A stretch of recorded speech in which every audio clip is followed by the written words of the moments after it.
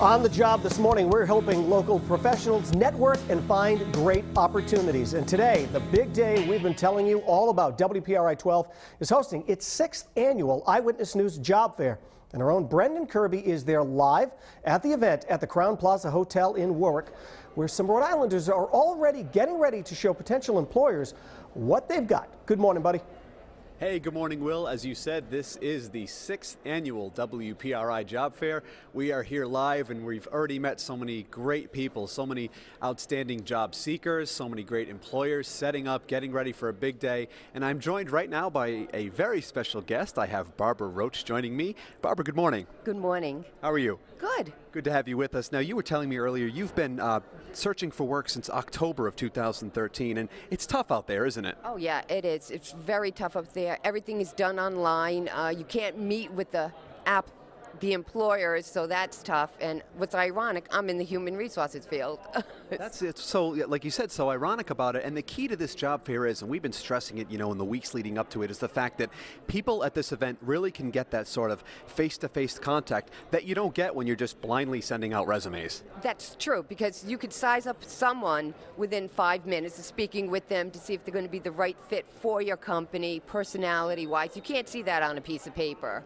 And from a job, seeker perspective, for somebody like you, it's so important that you can present yourself well and show potential employers, this is who I am, this is what I can do. And that must be rewarding for you instead of just sending out a resume over the internet. Oh, yes, it is. I want to talk face-to-face with that employee so they get to know me, and they'll see that I'm a hardworking person, I got a great personality. So was that really what decided, what was it that drew you here today? Was it just that one-on-one opportunity and the fact that you are still looking for work? Exactly, because that's the key. You want to meet those employers face-to-face, not just by a piece of paper, because a piece of paper can be great, but when you actually talk to the person, you'll say, oh, that person's not a right fit for this company. Right. So that's why. So what advice would you give to somebody maybe watching right now who's thinking about coming out here today? I mean, would you stress to them or urge them that they should come check it out? Oh, definitely. Come down to the job fair, dress it professionally, get your resumes, and just get out and get your face, because you never know. Now, do you have a specific game plan for today, or are you just going in with an open mind? Are you targeting anything in particular? I do have a game plan for various employers that I would like to see, but I'm going to meet with every employer to see what's out there, because you never know. They may not have something now, but maybe 3 months from now or 2 weeks from now, they may have a position open. It's great advice. You really want to plant those seeds. Well, Barbara, we wish you the best of luck. Thank you. And you look great today. Thanks for joining us. Who wouldn't want to hire Barbara here today? Right? Thank you again. Well, you guys, it's the 6th annual WPRI Job Fair. It's going on today, and it's a great event. Back to you, Will. All right, thanks so much, Brendan. And again, this event is happening here at the Crowne Plaza in Warwick today from 10 until 3 p.m. Satellite parking is available at the Warwick Mall, and free shuttles are also available to anybody who needs them. We're going to be taking the job seekers back and forth all day long. This morning, we're taking you on the job as WPRI 12 and Fox Providence help Rhode Islanders network and find some amazing career opportunities. Today, we're holding our 6th annual Eyewitness News Job Fair over at the Crowne Plaza Hotel in Warwick. And our own Brendan Kirby is there live right now getting some expert tips on updating the resume before heading out to the job fair today. Hey, Brendan. Hey, Will, that is correct. We are still here live. Of course, the 6th annual WPRI Job Fair. It's going so well. We're already seeing, the different booths. I've been stealing candy from all the booths of all the employers, and the job seekers are filing in. But right now, we are talking resume writing tips with a very special guest. I am joined by Linda. Linda, how are you? Linda Kent Davis from Rhode Island College. You're the director of the Career Development Office. Is that correct? I am. Thank you for joining us. I have so many questions, and people need to know, really, because the resume is the key to the whole thing. So what are some tips you can give the folks out there for, updating that resume? Okay, when you're thinking about your resume, it's a strategic document. It's not everything you've ever done in your work life.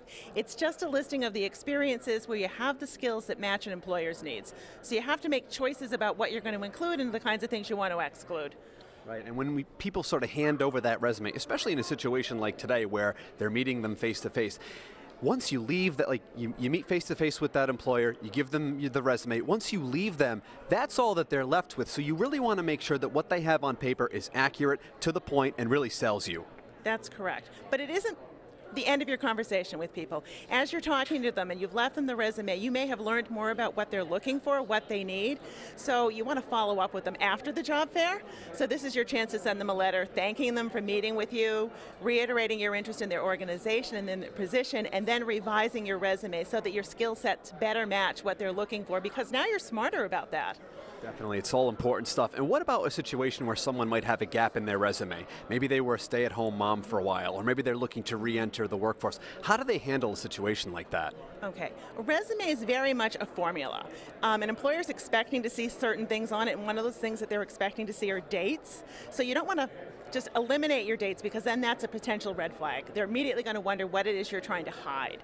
But there are ways that you can format your resume. That is how you lay out the information so that it isn't as obvious, but you're still going to have those when they spend time looking at it. So what you also want to be doing is thinking about what's the story you want to tell about why you were out of the workforce, and then immediately refocus the conversation about the skills that you have, because that's what the employer is ultimately looking for. And very quickly here before we wrap up, talk about how important it is to be truthful on one's resume. I think sometimes there's a tendency to maybe want to embellish a little bit, but you really do need to be truthful. You do need to be truthful. People who have overstated or flat out fabricated or lied on their resume have found that they've lost their jobs even if they've been hired and they're well into their jobs and performing well. But the flip side of overstating or fabricating is also you don't want to understate. People can't read between the lines. You have to tell them what skills you have, and you have to be your own advocate.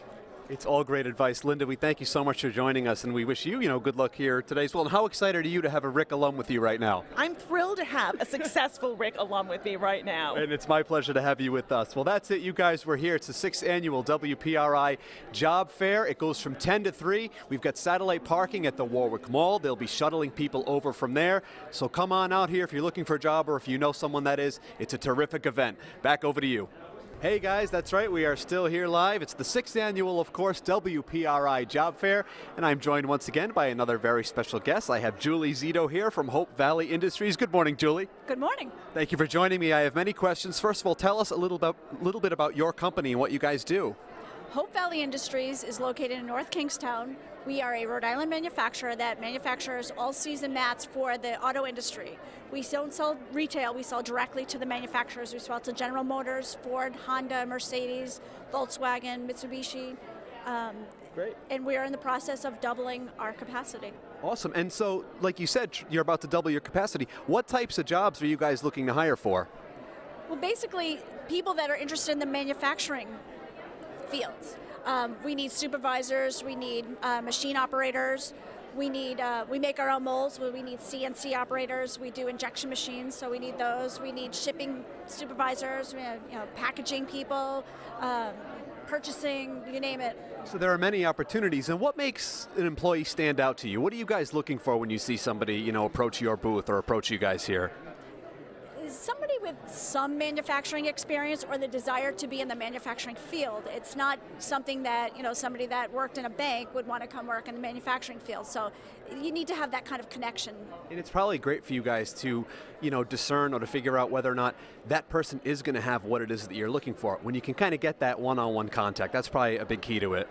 Yeah, it's great to be able to meet somebody and talk to them a little bit, and we brought samples of our mats on the table, so that's our first catch. People come over and be like, "Oh, where can I get these?" It's like, "Well, would you like to make them?" Right. But it's hard to. But overall, it's a positive event, and I would think that you guys, really enjoy being at something like this. Yeah, this is exciting to get everybody in one place at one time.